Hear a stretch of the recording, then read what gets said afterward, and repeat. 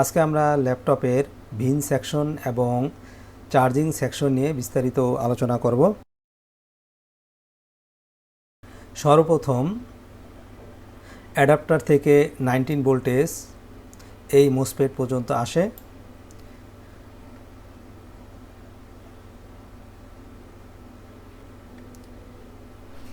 এটিকে বলা হয় এসি ফেট এবং এটি হচ্ছে এন চ্যানেল মোসফেট এবং এটিকে বলা হয় আরবি ফেট। এটি হচ্ছে এন চ্যানেল মোসফেট।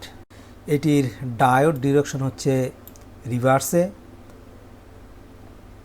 তার মানে হচ্ছে ক্যাথোড টু অ্যানোড, তাই এখানে 19 ভোল্টেজ মোসফেটটিকে ক্রস করে এখানে আসতে পারছে না গেট ভোল্টেজ ছাড়া। তারপরে 19 ভোল্টেজ চলে আসে এখানে, তারপর এটি চলে যায় সরাসরি চার্জিং আইসিতে এবং এই পিনটি হচ্ছে চার্জিং আইসির পাওয়ার সাপ্লাই এবং এই 19 ভোল্টেজ এই ভোল্টেজ ডিভাইডার ক্রস করে চলে যায় এসি ইন পিনে। এখানে এই ভোল্টেজ ডিভাইডার সার্কিটটি 19 ভোল্টেজ থেকে ভোল্টেজ ডিভাইডার সার্কিটের মাধ্যমে এখানে 2.5 ভোল্টেজ জেনারেট করে। এরপর চার্জিং আইসি এসি ড্রাইভ পিনের সাহায্যে এসি ফেট এবং আরবি ফেটকে ড্রাইভ করে। এখানে মোসফেট দুটি ড্রাইভ ভোল্টেজ অবশ্যই 25 ভোল্টেজের উপরে হতে হবে, তা না হলে মোসফেট দুটি ওপেন হবে না। যখন মোসফেট দুটি ওপেন হবে তখন এখান থেকে 19 ভোল্টেজ মোসফেট দুটিকে ক্রস করে চলে যাবে সিএলআর রেজিস্টারে এবং এখান থেকে এটি চলে যাবে সিস্টেম পাওয়ারে এবং এই মোসফেটটি ড্রেনে। তারপরে এটি চলে যাবে ব্যাটারি মোসফেটের ড্রেনে এবং সিএলআর রেজিস্টার থেকে দুটি লাইন চলে যাবে এসিপি পিনে এবং আরেকটি চলে যাবে এসিএন পিনে। এই পিন দুটির সাহায্যে চার্জিং আইসি সিএলআর রেজিস্টারের পজিটিভ পিনের কারেন্ট এবং সিএলআর রেজিস্টারের নেগেটিভ পিনের কারেন্ট ক্যালকুলেশন করবে। ক্যালকুলেশন করে যদি দেখে কোথাও কোনো সমস্যা নেই তাহলে এটি এসি ওকে সিগন্যাল জেনারেট করে আইও কন্ট্রোলারের কাছে পাঠাবে। এখানে বি প্লাস সেকশন থেকে মাদারবোর্ডের সমস্ত সেকশনে ভোল্টেজ চলে যায়। এটিকে সিস্টেম পাওয়ার বলা হয়, অর্থাৎ এখানে যদি ভোল্টেজ না থাকে তাহলে ল্যাপটপ পাওয়ার অন হবে না এবং ডিসপ্লেও আসবে না। এরপর চার্জিং আইসি এই সুইচিং সার্কিটটিকে অ্যাক্টিভ করে। এখানে সুইচিং সার্কিটের মধ্যে রয়েছে একটি আপার মোসফেট, আরেকটা হচ্ছে লোয়ার মোসফেট এবং একটি কয়েল এবং একটি হচ্ছে ফিল্টার ক্যাপাসিটার। এই কম্পোনেন্টগুলির সমন্বয়ে এই সুইচিং সার্কিট গঠিত। চার্জিং আইসি এই সুইচিং সার্কিটের সাহায্যে ল্যাপটপের ব্যাটারিকে চার্জ করে।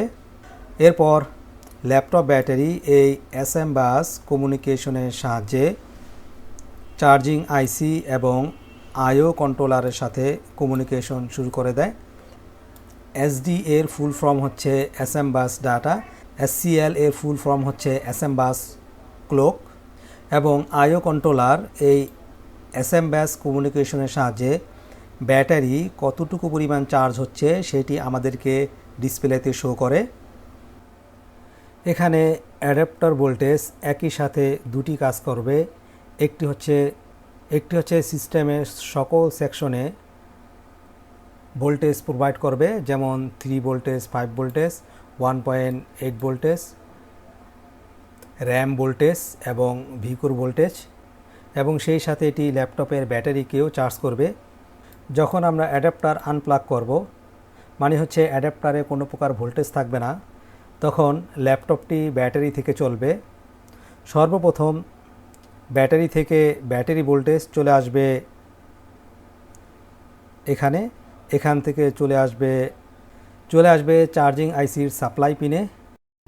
যেহেতু এসি ইনে কোনো প্রকার ভোল্টেজ নেই তাই এসি ওকে সিগন্যাল এখানে লো থাকবে। এটি হচ্ছে আমাদের ব্যাটারি ফেট, অর্থাৎ এটাকে বলা যায় ডিসচার্জিং মোসফেট। এরপর চার্জিং আইসি এই ডিসচার্জিং মোসফেটের গেটকে ড্রাইভ করবে। ড্রাইভ করার পর এই মোসফেটটি ওপেন হয়ে যাবে। তখন এখান থেকে ব্যাটারি ভোল্টেজ চলে আসবে এখানে, এখান থেকে চলে যাবে সিস্টেম পাওয়ারে। যতক্ষণ ব্যাটারিতে চার্জ থাকবে ততক্ষণ সিস্টেম পাওয়ার থেকে ল্যাপটপ পাওয়ার অন থাকবে। যখন ল্যাপটপ ব্যাটারি সম্পূর্ণরূপে চার্জ হয়ে যায় তখন চার্জিং আইসি চার্জ করা বন্ধ করে দেয় এবং অ্যাডাপ্টার ভোল্টেজ থেকে সিস্টেমের পাওয়ারকে অন রাখে।